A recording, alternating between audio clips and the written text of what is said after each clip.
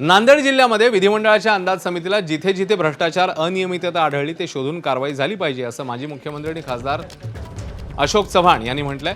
अंदाज समितीच्या दौऱ्याच्या निमित्ताने जिल्ह्यामध्ये कोट्यवधी रुपयांची वसुली झाली अशी चर्चा आहे। ही गंभीर बाब आहे, त्याचा सोक्षमोक्ष लावायला हवा आणि सत्य लोकांना कळायला हवं असंही अशोक चव्हाण म्हणतात।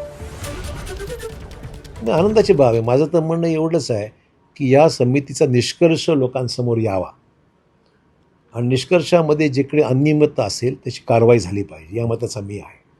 म्हणजे फक्त भोकरच नाही, तर ज्या ज्या ठिकाणी अंदाज समितीने भेटी दिलेल्या आहेत तर संपूर्ण अहवाल हा पब्लिक करावा आणि त्या अहवालाच्या आधारावर तिथे जो कोणी दोषी असेल त्या व्यक्तीवर किंवा त्या अधिकाऱ्यावर कारवाई झाली पाहिजे, माझी मागणी आहे। एबीपी माझा, उघडा डोळे बघा नीट।